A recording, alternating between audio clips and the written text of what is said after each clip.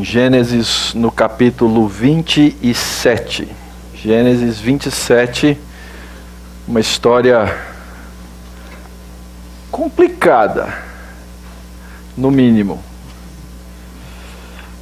Mas é a palavra de Deus que nos ensina a verdade, e que nós amamos, e que nos traz mensagens, como eu disse no começo do culto, sobrenaturais, porém realistas.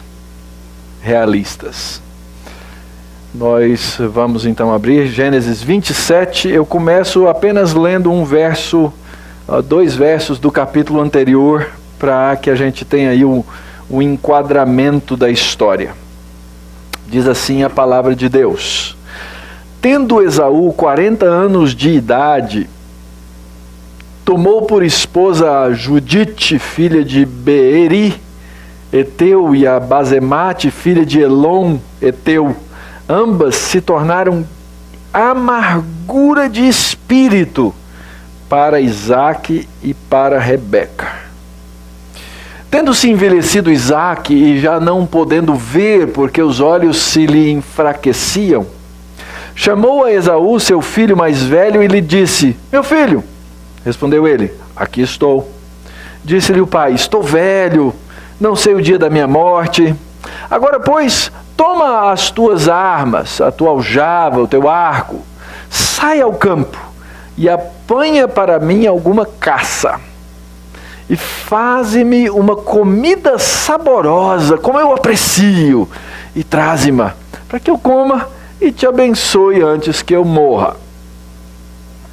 Rebeca esteve escutando enquanto Isaque falava com Esaú, seu filho.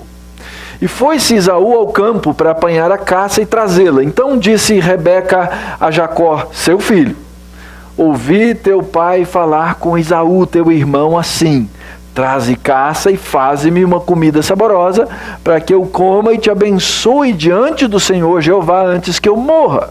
Agora, pois, meu filho, atende às minhas palavras com que te ordeno. Vai ao rebanho, traze-me 2 bons cabritos, deles farei uma saborosa comida para teu pai, como ele aprecia. Levá-las a teu pai para que a coma e te abençoe antes que morra. Disse Jacó a Rebeca, sua mãe: Esaú, meu irmão, é homem cabeludo, eu sou homem liso. Dar-se-á o acaso de meu pai me apalpar e passarei a seus olhos por zombador? Assim trarei sobre mim maldição e não bênção. Respondeu-lhe a mãe: Caia sobre mim essa maldição, meu filho. Atende somente o que eu te digo. Vai e traze-mos. Ele foi. Tomou-os e os trouxe a sua mãe, que fez uma saborosa comida, como o pai dele apreciava. Depois tomou Rebeca a melhor roupa de Esaú, seu filho mais velho, roupa que tinha consigo em casa, e vestiu a Jacó, seu filho mais novo. Com a pele dos cabritos cobriu-lhe as mãos e a lisura do pescoço. E então entregou a Jacó, seu filho, a comida saborosa e o pão que havia preparado. Vamos orar? Senhor, abençoa agora, quando vamos meditar na Tua palavra. Dá-nos sabedoria, ó Pai, para ouvir, para entender e para aprender a Tua verdade nesse trecho da Tua palavra santa. Que as palavras dos meus lábios e o meditar do meu coração sejam agradáveis na Tua presença, Senhor meu, rocha minha, Redentor meu. Amém. Engano, engano, engano. Nós lemos só o comecinho da história.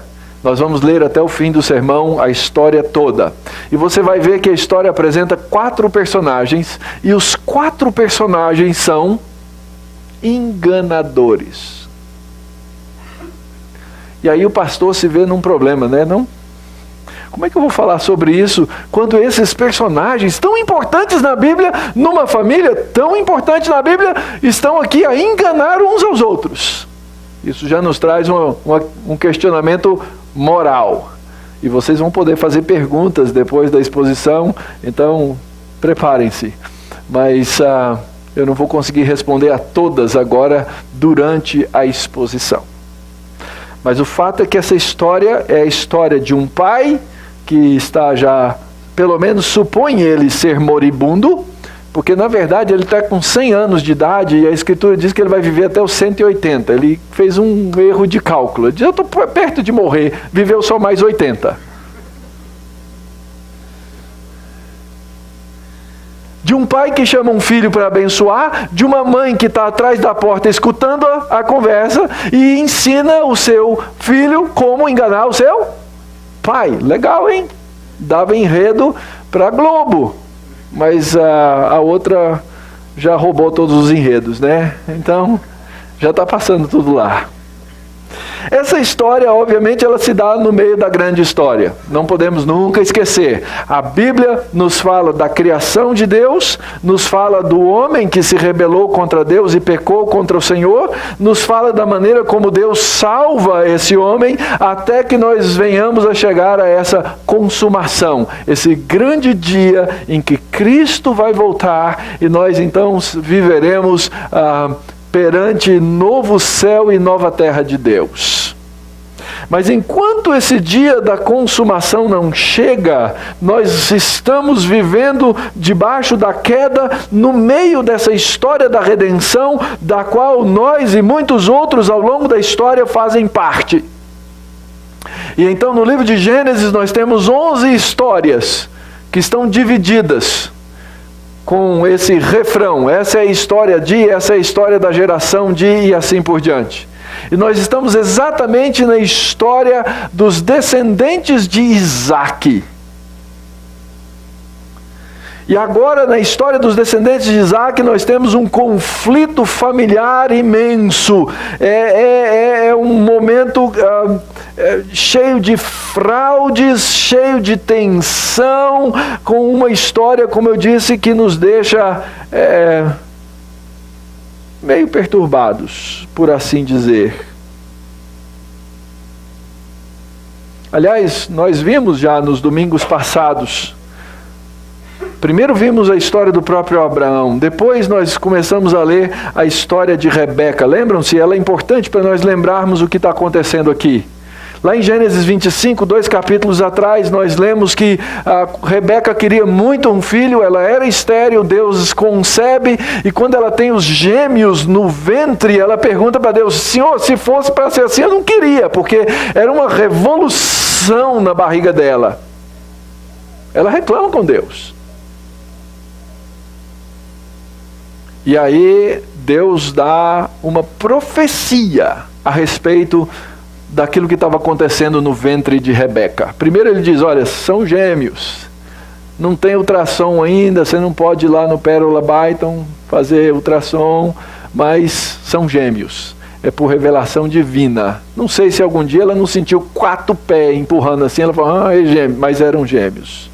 E Deus diz, olha, 2 nações há no teu ventre, 2 povos nascidos de ti, e eles se dividirão. Um povo será mais forte que o outro, o mais velho servirá ao mais moço. Isso vai nos lembrar a história das sementes. Lembra? A gente vem repetindo no livro de Gênesis, a semente da mulher e a semente da serpente.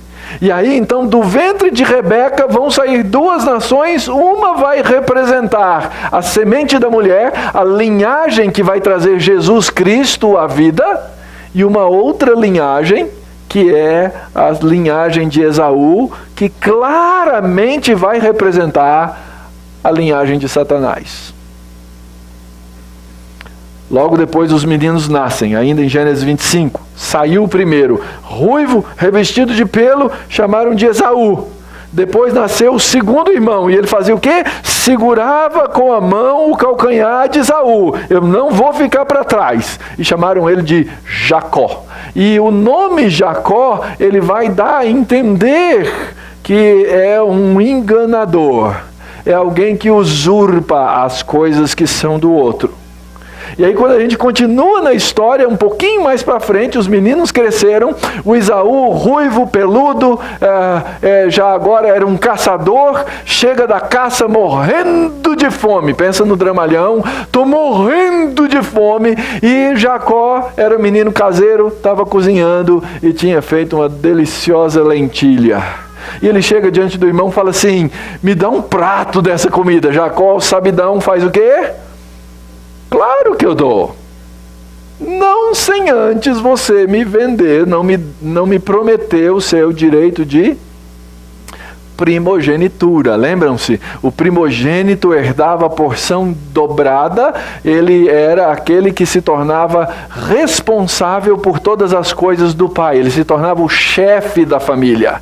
Jacó, espertalhão, vira assim e fala, olha, me passa aí esse direito, você nem se importa comigo? E a história narra mesmo, ele fala assim, de que adianta eu ter o direito de primogenitura se eu vou morrer de fome? E ele diz, claro, irmão, me dá aí o prato de lentilha, primogenitura é sua, não estou nem aí.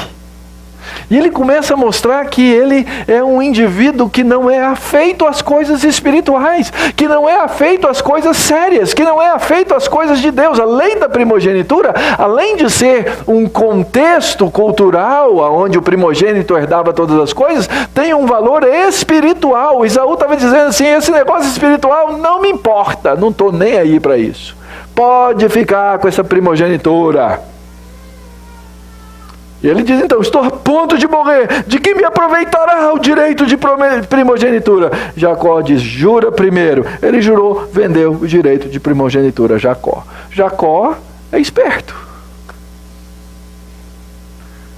E não deixa de ser carnal.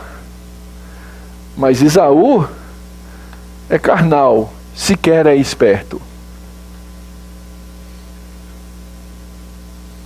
E esse Esaú, ele vai se mostrando como um indivíduo que não gosta das coisas de Deus, e cada vez mais ele mostra que ele representa aquela segunda linhagem, a da serpente.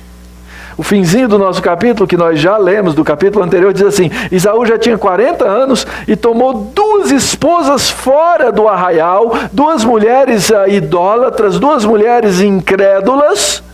E o texto diz assim, e ambas se tornaram amargura de espírito para Isaac e para Rebeca. Lembram? Quando Isaac estava para casar, o que Esaú fez? O que Abraão fez? Mandou o servo lá numa terra distante, na casa da parentela, porque ele falou assim, meu filho não pode se casar fora da aliança. Teve um cuidado tremendo, terminou com aquela história romântica, lembram? E no pôr do sol, assim, a Rebeca vinha andando em cima do camelo, e Isaac estava no campo, lá de longe ele vê a moça vê, termina numa cena romântica, o texto. E agora nós vemos aqui um casal amargurado por causa de um filho que tanto esperaram. Só que se você observar o fim do texto, no capítulo do verso 46, que nós não lemos, ele diz assim, disse Rebeca a Isaac, aborrecida estou da minha vida por causa das filhas de Het. Se Jacó tomar esposa dentre as filhas de Het, tais como essas, as filhas dessa terra, de que me servirá a vida? Lembra? Quando ela estava grávida, ela já perguntou, Deus, se era para ser assim, para quê? Agora ela tem um filho que age contra todas as coisas e os valores espirituais que ela tem. Ela está amargurada da vida. No meio dessas duas coisas, você vai encontrar o relato que nós aqui lemos hoje. Como a história dessa família, de um começo bonito e romântico, se torna numa história de desagregação familiar. Se torna numa história feia. Se torna uma história bizarra. Se torna uma coisa triste. Pastor, como é que o senhor vai desenvolver para a gente entender bem essa história? Eu vou traçar um pouquinho do perfil de cada um dos 4 elementos que são descritos ao longo do texto, cada um dos quatro indivíduos que fazem parte dessa família. O pai, o seu apetite, a sua teologia e a sua cegueira. Como Isaac trai a verdade de Deus. Vamos pensar aqui comigo. Lembra? Ele estava velho, os olhos estavam fechando. Esaú é o seu filho mais velho. Ele chama o filho, diz: filho, vai lá, traz uma caça daquela que eu gosto, para que eu te abençoe antes que eu morra. Ora, queridos, primeira coisa, ele estava velho, os olhos se enfraqueciam. E é assim mesmo. Os olhos se enfraquecem. Ele devia ter 100 anos, eu imagino. Eu estou com 50 e tenho uma dificuldade para ler letra miúda que só eu sei. Então, é óbvio que a cegueira física já o acometia. E agora, então, o texto e o autor, o narrador, ele é muito sábio. Ele começa a mostrar as preferências. Então, foi Esaú, seu filho. Não é assim que a gente faz? Quando o menino faz uma coisa feia, o pai chega e fala para a mãe que, olha, o seu filho fez isso, a sua filha fez isso. Quem causou problema lá em casa sempre foram os filhos da Denise. Não é? Olha o que seu filho fez. Olha o que ele está fazendo. Olha o que ele aprontou. A gente joga a paternidade ou a maternidade de um para o outro de acordo ou com as nossas preferências. E é óbvio aqui que Esaú era o filho da preferência de Isaac. Primeira coisa, fica claro, o texto diz assim: Esaú, seu filho. Ora, a bênção do pai, ela deveria ser dada numa reunião de família. Ele chamaria os filhos se reuniriam em torno dele e ele proclamaria as bênçãos. Mas o que ele faz? Ele chama só um filho. Ele só chama um. Ele é movido por sua sensualidade. O seu gosto pelo seu filho o texto faz uma referência ao fato de que ele gostava da caça do filho. Esse é meu filho, cara bom. Ele faz as coisas que eu gosto. E ele chama o filho e diz: filho, vem cá, vai lá caçar para mim e traz uma coisa, faz uma comida que eu aprecio. A palavra na língua hebraica é a palavra mais forte, a palavra amar. Faz uma comida que eu amo.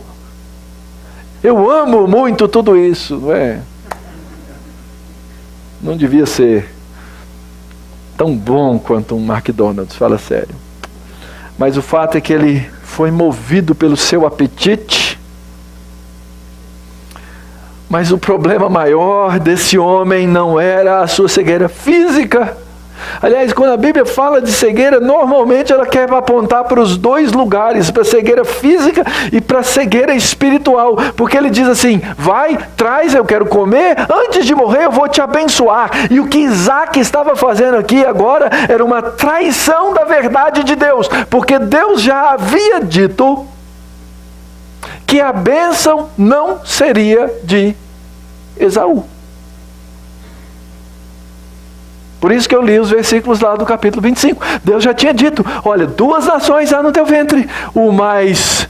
Eles vão se dividir, um será mais forte que o outro, o mais velho servirá o mais moço.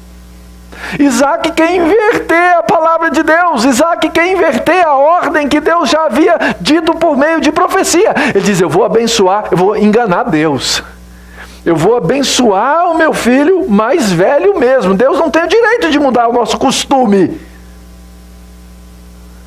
E ele então trai a verdade de Deus quando ele quer inverter as coisas de Deus. E nós somos assim. Nós somos assim. Nós nos tornamos cegos. Quantas vezes já aconselhei pessoas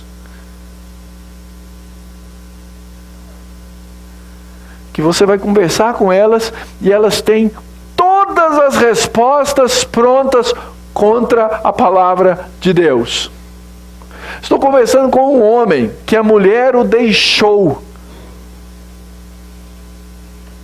Largou dele, foi embora.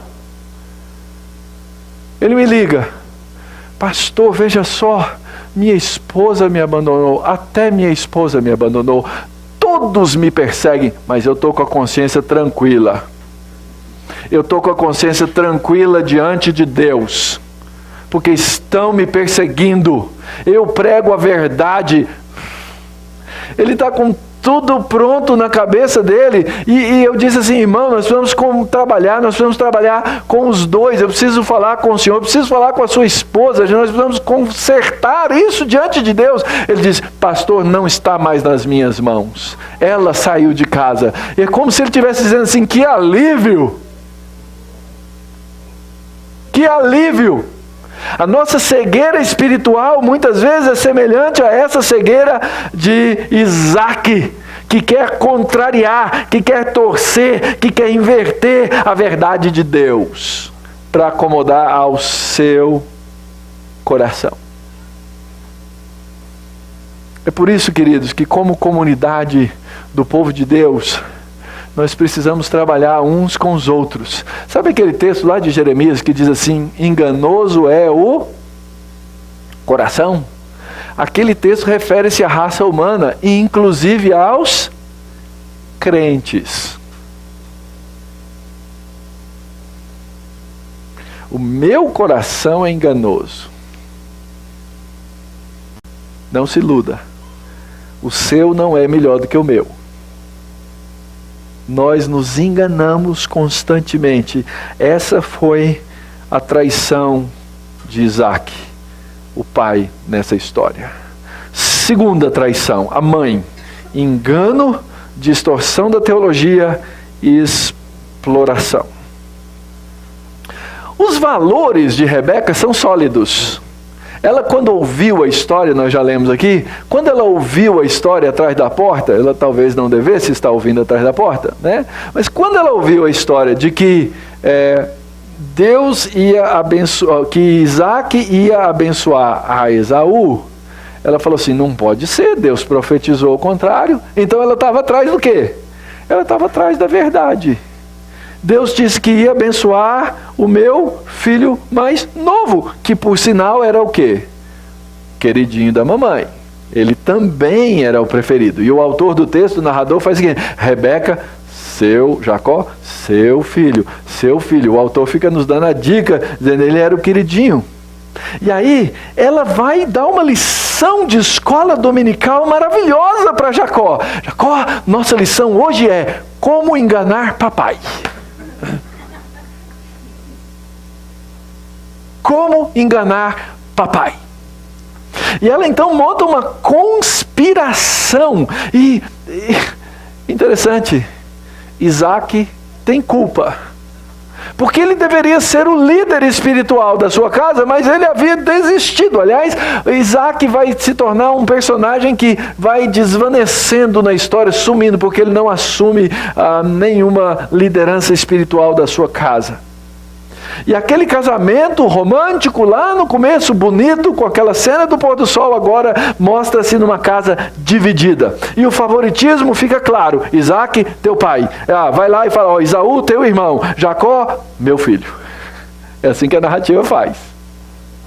Teu, Jacó é meu.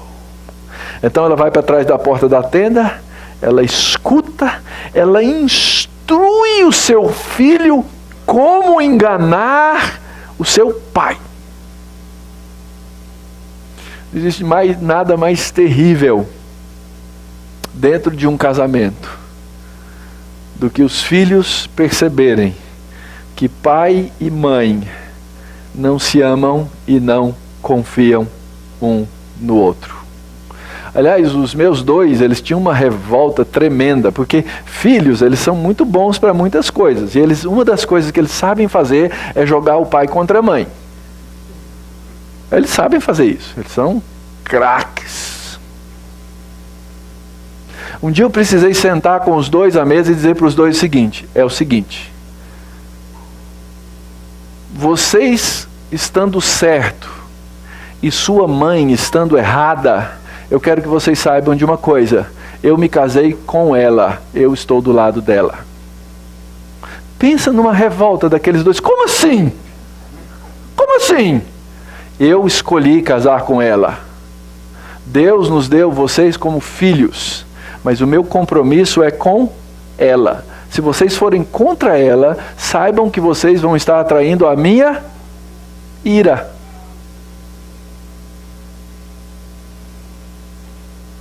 A segurança do lar, ela precisa estar fundamentada. E veja bem, eu não estou falando isso porque eu sou um cara bom, um cara legal e um marido perfeito, não. Não, por favor, não perguntem para Denise. Mas o fato é que a base bíblica da união de marido e mulher é em cima dessa fidelidade de Cristo para com a igreja. Então não existe nada mais corrosivo do que um marido e uma esposa que não podem confiar absolutamente um no outro.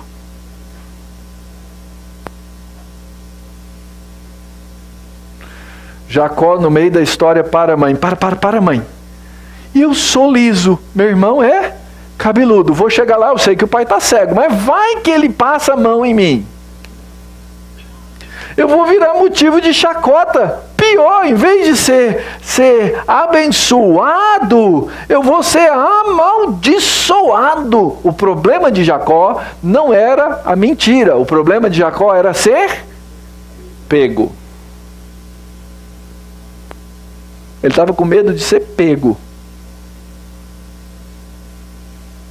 E a mãe responde na hora assim: caia sobre mim essa maldição. Aliás, eu coloquei aqui para vocês, Deuteronômio 27:18. Maldito aquele que fizer o cego errar o caminho, cobrindo-se de engano.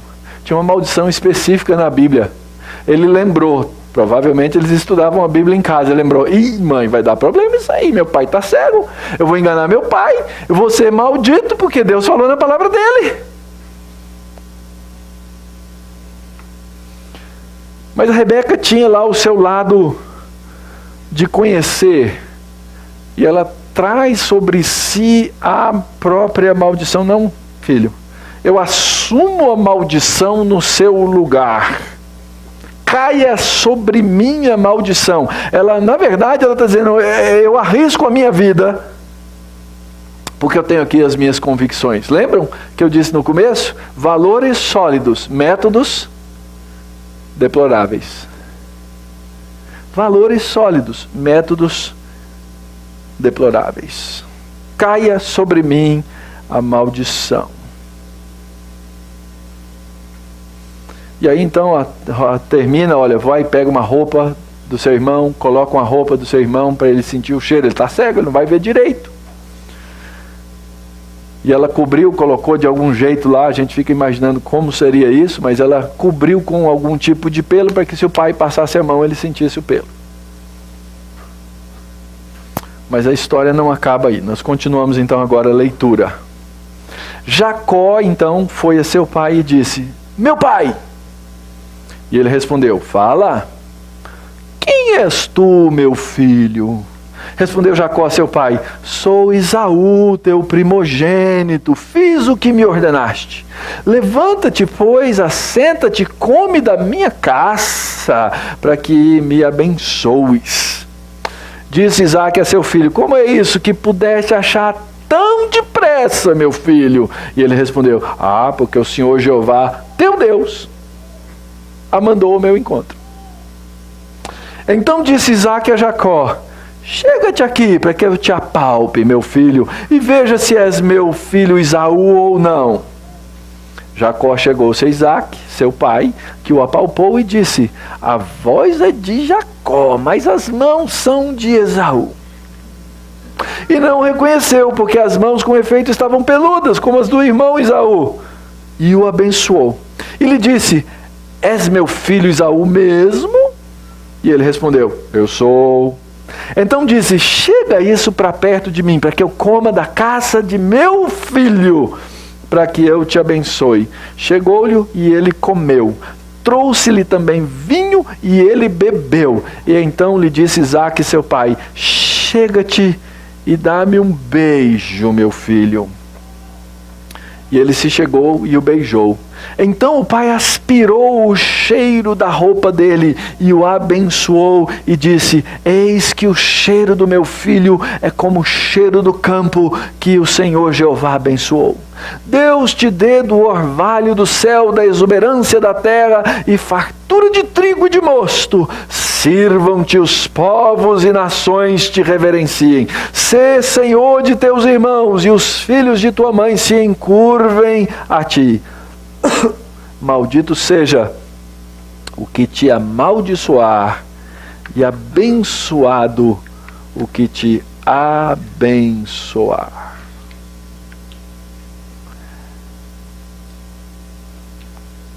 Isaque ficou desconfiado mesmo.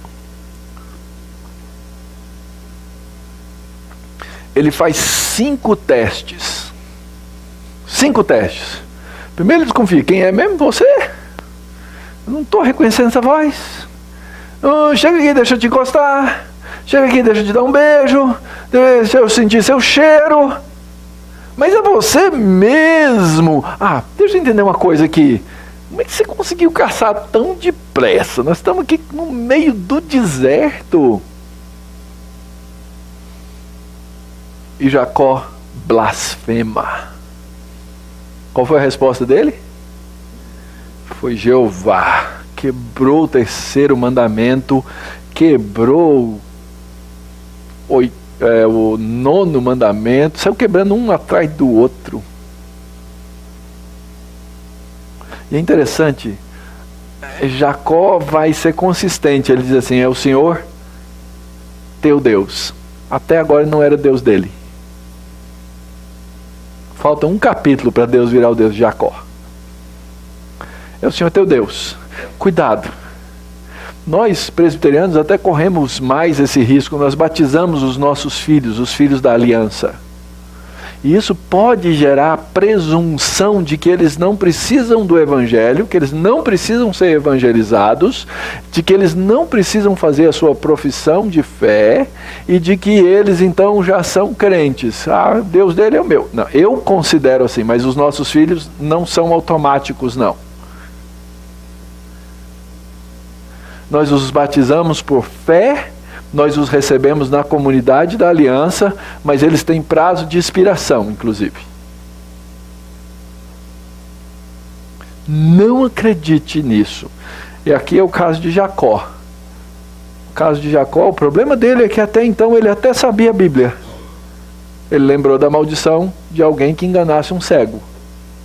Mas não significa que ele tinha o Deus do seu pai como seu Deus. E aí então toda essa coisa: eu sou o teu primogênito, eu quero abençoar a sua alma, eu quero abençoar a sua vida. E ele faz todos os testes. No verso 23, a primeira vez, Deus ele diz: então chega aqui, ele abençoou. No final, ele abençoa de vez. E essa bênção é incrível. Verso 28. Deus te dê do orvalho do céu, Deus te dê da exuberância da terra, Deus te dê fartura de trigo e de mosto. E então Isaque tenta dar a bênção que Deus diria, ou havia dito que seria a bênção de Jacó, para o falso Esaú, que é Jacó. Mas se você pegar essa bênção aqui: sirvam-te os povos, nações te reverenciem, exatamente o que Deus havia dito a Rebeca. Ele tenta inverter a realidade da palavra de Deus. Gente, essa é a história nossa desde o jardim do Éden. Lembra o que Satanás fez com Eva?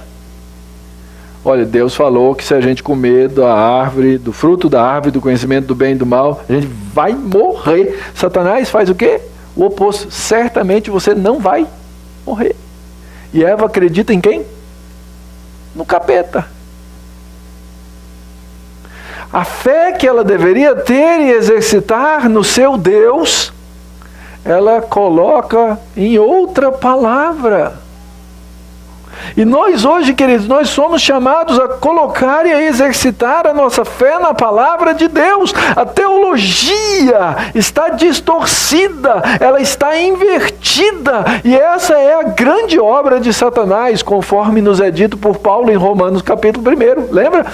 Os homens que eles fazem o quê? Eles trocam a verdade de Deus em a mentira. Nossos irmãos aqui estão passando exatamente por isso. E Isaac tentou inverter e não conseguiu. Então, esse é Jacó, o enganador. É por isso que o tema da mensagem, que por sinal é o título de um livrinho novo na nossa biblioteca, que acabou de ser colocado hoje, é uma graça incansável. Deus nunca se cansa de ser gracioso. E eu olho para o meu coração e eu vejo isso, queridos. Deus não se cansa de ser gracioso comigo. Deus não se cansa de chamar, Deus não se cansa de me buscar, Deus não se cansa de me abraçar, Deus não se cansa de me converter, de me mudar. Porque a graça de Deus não só é irresistível, mas a graça de Deus é incansável.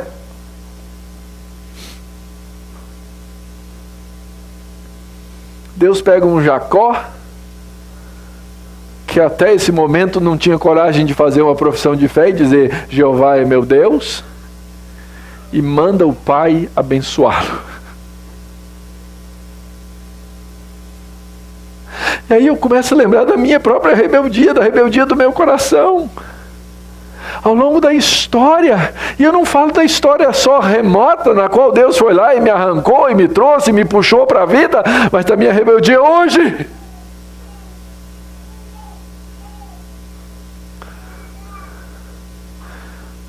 Deus conhece a minha rebeldia hoje. E Ele não se cansa de mim. Que Deus tremendo.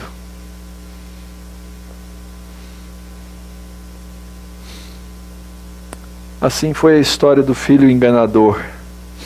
E o filho enganado? Continuando a leitura. Olha a cena de tensão, né? Finalmente Jacó recebe a bênção. Ufa! Mal acabara Isaac de abençoar Jacó, tendo este saído da presença de Isaac, seu pai, chega Esaú, seu irmão, da sua caçada.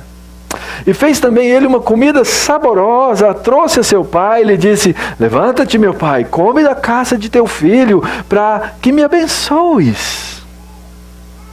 Perguntou-lhe Isaque a seu pai, quem és tu? Sou Esaú, teu filho, teu primogênito, respondeu. E então estremeceu Isaque de violenta comoção e disse, quem é, pois, aquele que apanhou a caça e me a trouxe? Eu comi de tudo antes que viesses e o abençoei, e ele será abençoado.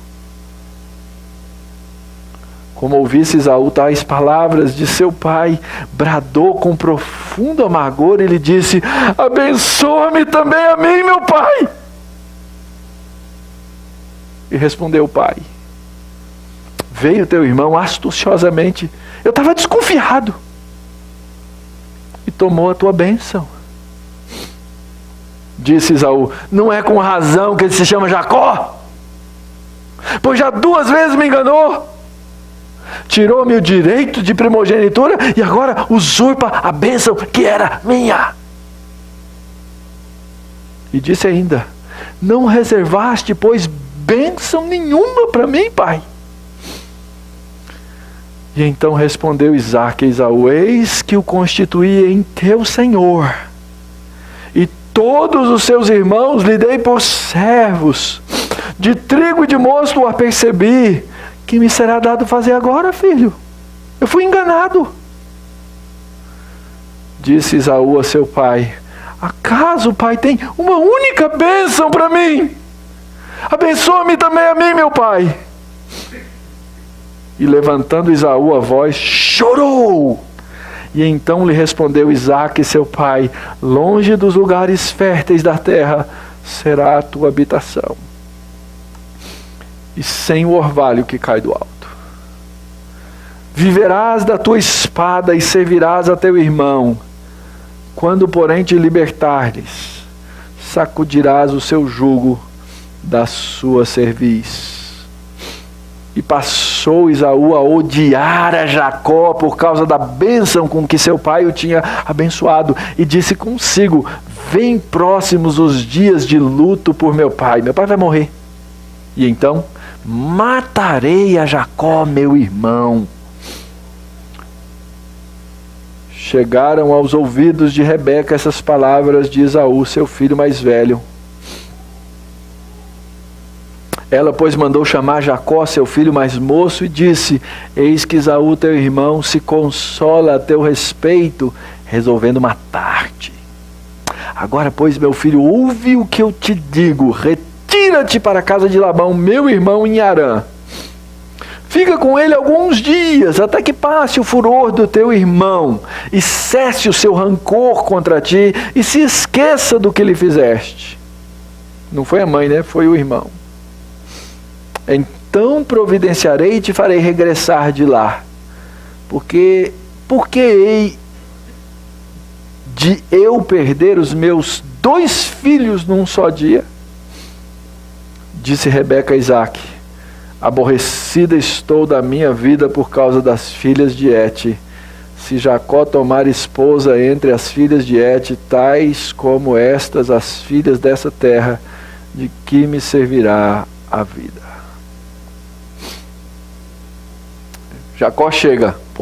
Esaú chega. Jacó tinha acabado de sair. Aquela cena que muda, né? Pai, trouxe a sua caça. Filho, você já passou por aqui? Não, pai, cheguei agora. Agora eu estou reconhecendo a voz. Caí feito um pato. Ele é enganador mesmo. Esse Jacozinho é um Jacozinho.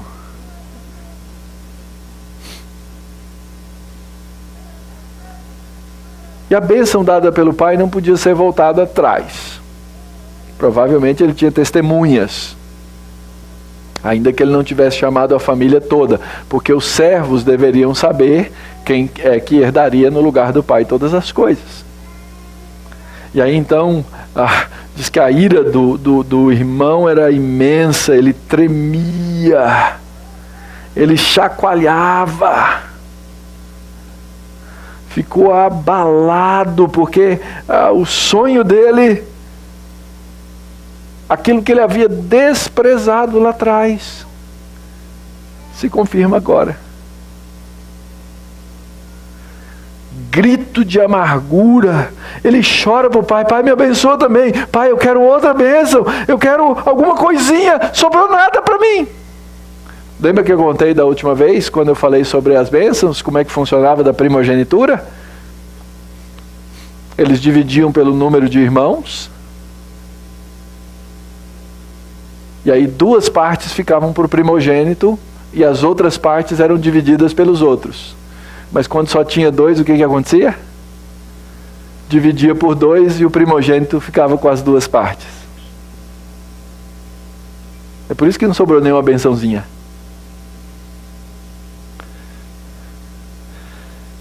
Jacó se tornaria o líder espiritual. Ele se tornaria o líder responsável pela casa. Ele se tornaria aquele responsável pela segurança, pela vida e etc.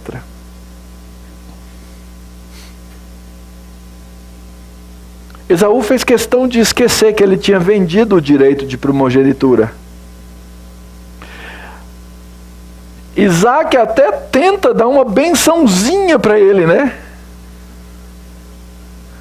Mas ele não consegue nada mais do que, na verdade, balbuciar aquilo que eu chamaria aqui de uma bênção negativa. Longe dos lugares férteis da terra será a tua habitação.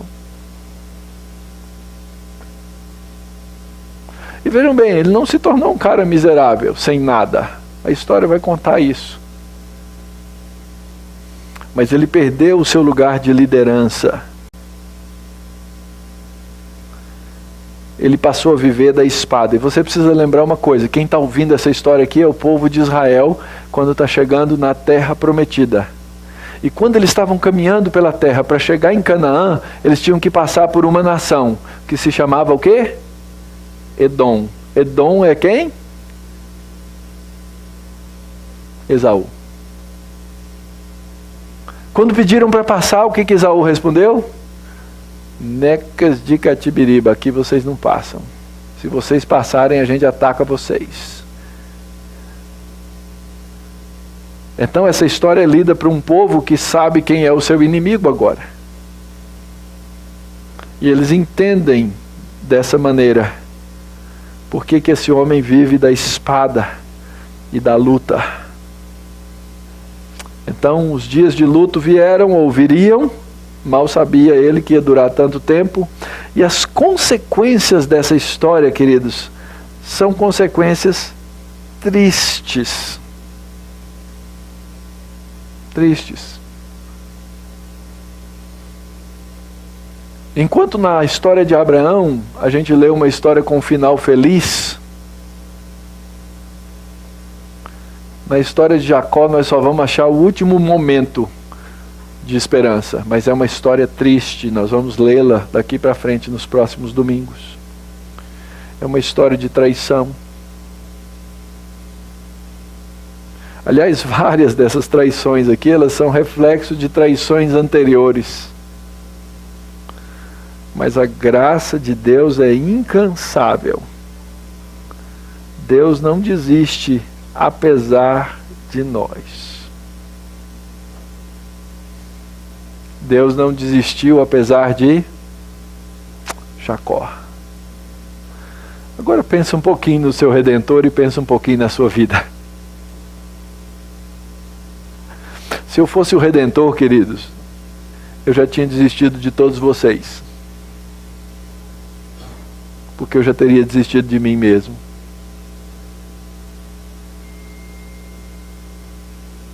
Eu não mereço nada. Absolutamente nada.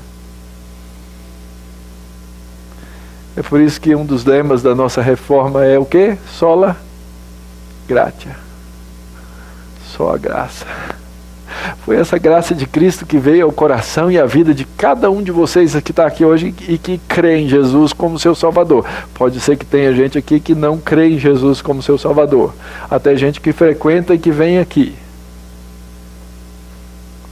Mas eu quero dizer que até você que não conhece a graça de salvação de Cristo, que ela está às portas. Não importa o estado do seu coração, não importa o estado da sua alma, não importa o seu auto-engano, não importa o engano que você fez com os outros. Porque a graça de Cristo é uma graça incansável.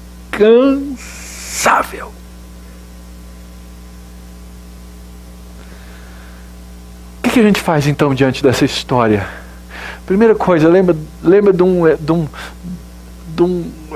desse fato. A nossa fraqueza faz ressaltar a graça de Cristo. Alguns questionavam o apóstolo Paulo e diziam assim: Paulo, então eu vou pecar mais, né? Não. Mas a Escritura é muito clara em dizer que aonde abundou o pecado, superabundou a graça. Sabe quem é a prova disso? Está aqui, ó, diante dos meus olhos.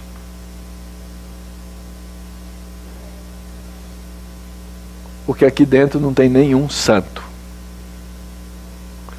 Mas uma vez em Cristo, todos nos tornamos santos. Percebem? Essa é a realidade do Evangelho. É manter a fé apesar de nós. E é interessante que Deus cumpre os seus planos apesar dos nossos fracassos. Isaac, nessa história, ele depende dos seus sentidos falíveis. Um homem carente de determinação. Rebeca age por meio do domínio da fraude. Jacó engana e mente de forma blasfema. Mas a história da redenção do povo de Deus continua. Apesar de nós, apesar de mim, apesar de você. As pessoas perguntam assim: pastor, como é que vai lá a igreja da Barra Funda? E a minha resposta padrão é: vai bem, apesar do pastor.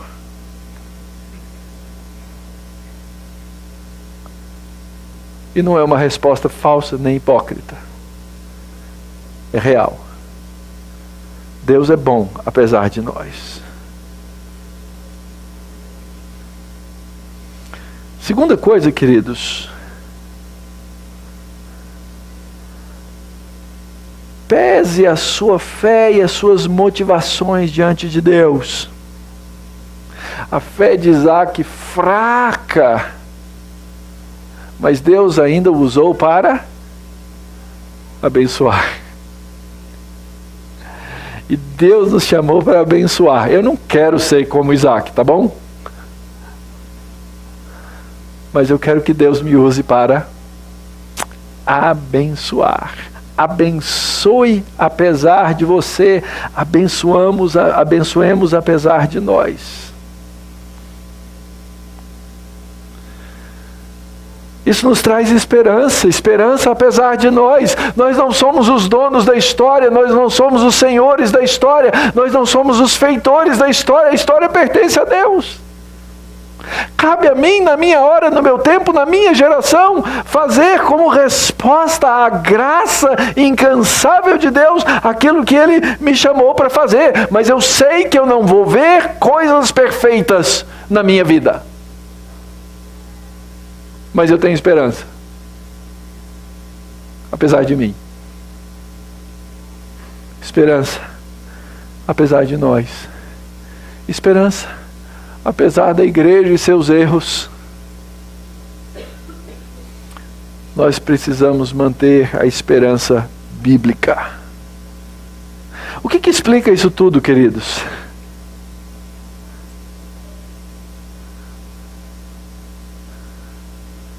A eleição divina. A Escritura vai dizer muito claramente: eu amei Jacó e eu aborreci Esaú. Nessa história aqui, aliás, quando a gente lê esse finzinho, esse choro de Esaú no finzinho, você não fica com dó dele? Fala a verdade. O último capítulo da novela, ele chega chorando pro pai e fala assim: pai, não sobrou nenhuma bençãozinha para mim, pai. Você fala assim: nossa, o cara foi injustiçado, olha aí. Nosso senso de justiça humana nos aponta para isso. Ah, ele foi uma vítima do engano, é por isso que ele vai querer agora se tornar um assassino. A gente não faz isso. A gente vitimiza, a gente diz: olha, a nossa sociedade é cheia de assassinos porque eles são vítimas de quê?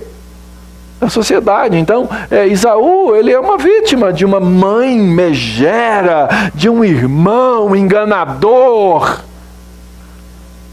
É a arte da vitimização. Mas a Escritura diz que a explicação da história está na eleição. E a última pergunta, queridos: o que é que explica o amor de Deus? Já tentou explicar o amor de Deus? Na melhor das hipóteses, a gente consegue ilustrar o amor de Deus nessa maravilhosa eleição divina. Aliás, é muito interessante isso. Nós vamos daqui a pouco tomar a ceia do Senhor. E quando a gente pega as últimas cenas do Evangelho de Mateus, a gente vê essa história da eleição acontecendo.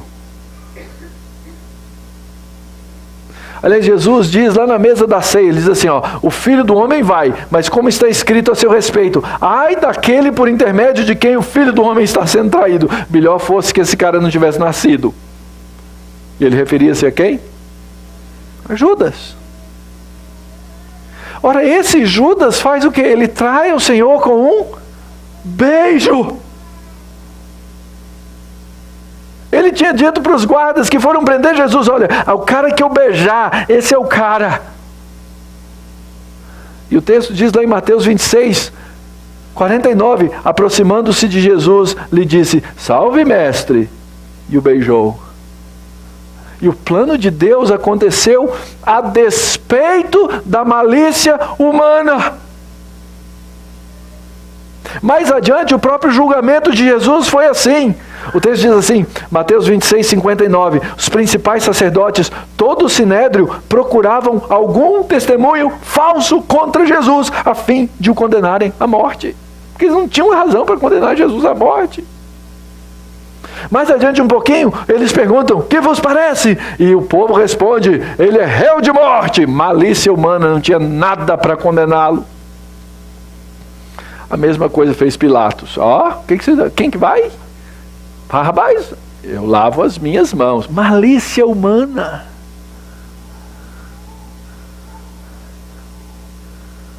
E quando Pedro prega o seu sermão, primeiro sermão em Atos capítulo 2, ele mostra como Deus usa a própria malícia humana para mostrar uma graça incansável. Ele diz assim lá em Atos 2, 22, varões israelitas, ouçam essas palavras. Jesus, o Nazareno, varão aprovado por Deus diante de vós com milagres, prodígios, sinais, os quais o próprio Deus realizou por intermédio dele entre vós, como vós mesmos sabeis, vocês viram, sendo este entregue pela malícia humana.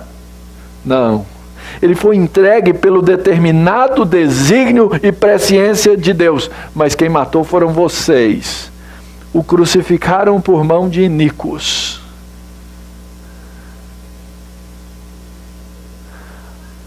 O que explica uma graça incansável é a doutrina da eleição de Deus. E se a cruz não mover o seu coração, se a obra de Cristo não mover o seu coração, nada mais vai mudar. Não vai ser o meu sermão, não vão ser as minhas palavras, não vai ser nenhuma eloquência humana, nada, senão a própria cruz.